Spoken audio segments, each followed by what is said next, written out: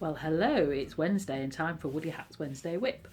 And today we're a bit Christmassy because the conservatory is rather noisy at the moment. It's lots of rain.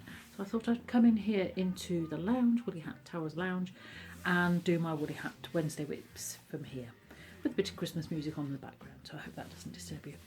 So, what have I been doing this week? Well, I have done a lot of knitting and crochet, but I can't show you it because I have sent it off in the post so that the little things can get there for Christmas. So I'll be posting pictures on Facebook and Instagram, so you won't miss out. What I have been doing is doing something that's not knitting and not crochet. I know, shock horror, but a craft as well. So some of you may know I used to be a geography teacher. And I did geography as a degree, and one of my loves is maps, and I love getting a map of an area that I'm going to go to new and looking at the footpaths and the landscape and things like that. So as a result, I have an awful lot of maps, some of which I've got duplicates of because when Mr. W and I got to get together, he also likes maps, so we had a lot of duplicates, and I've been keeping them and thinking, what can I do with them? So this year I am inflicting my duplicate maps to all my friends and relatives, and I am making map placemats, and also little coasters as well. So I've just got cork tiles, some PVA glue and some varnish for decoupage. It's a lovely name, isn't it? Decoupage. Sounds very posh for varnish. And I've been busy on a little production line pasting up the cork mats and cutting out the maps and trying to place it so get the interesting places on the maps on the mats. So that's been keeping me occupied. And of course, this time of year it's always a race against time, isn't it? So I've been busy doing that. So most of them I should be able to deliver around Christmas Day. So I've still got a week or so to finish those off. So that's great.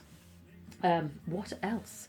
Must remind you that you still have time to enter the competition to win the sparkly wool and the little Christmas crochet and knitting books. Oops, dropping things away. So please do enter. All you have to do is like my Facebook or Instagram and say why you want them, and if you want extra chances, then tag somebody in who might like to see it. So you've got until midnight on the 20th of December, and then on the 21st I shall be picking the winner at random, of course. So that's a bit parish notices.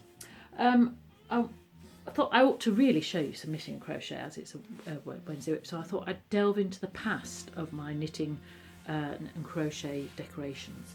So some of them you learn by your mistakes. So this rather sad little thing is a star. It's actually a crocheted star, and it's quite a nice pattern, and I've put a little gold bead in the middle there, so that's quite nice. But the problem is it does floppity. So what I will do with this, I mean, I did do this many years ago. I think I did some for other people as well. I shall put PVA, soak it in a diluted PVA glue and let it dry, and then that'll give it some firmness. So if you're having problems with droopy stars or droopy anything else for your decorations, that's something to do. This is quite a nice one. This is a crochet bauble, basically 2 discs of crochet stuffed with toy stuffing, and you always need more than you think. And then I put a couple of beads on and a little chain as well to hang it on. You can put some things down the bottom as well. So you can do this with any, it's basically just 2 circles. So if you've got a favourite pattern for a circle or a coaster, do that. And then as you're chain them or crochet them together and then stuff them, and that'll make a nice decoration. But obviously stuff it before you've completed it. So yeah. So that's quite a nice one. And still on crochet, I like these granny baubles. These are one of my faves. So you basically start off at the bottom in treble, and each round you increase the number of treble clusters. So that's 1 treble, 2 trebles, 3 trebles, 4, and then you work your way back down again. And but it is a bit tricksy because you have to have that in your work as you're doing the final few rows. So it can be a bit frustrating until you get the hang of it. But I quite like those, and it's nice to have a bit of glitter, isn't it? So they're quite nice. And then on the knitting side, these are knitted flat, so you don't have to knit them in circles. So it's knitted flat like that, and you wrap it round again the ball. And then I've used short rows here, but you can just turn to get the increase in the width and get the shape there. And it's again nice to have a bit of silver, so I quite like those as well. So what else have we done? little Christmas stockings. I love these. I've always intended to do a lot of them and make them as an advent calendar, but I've never got around to doing them. And of course you can do all kinds of little designs and things. So again, this is knitted on the flat. All you need to, it's knitting and purl. There's a bit of increasing, a bit of decreasing, and a bit of rib at the top. So very simple to do.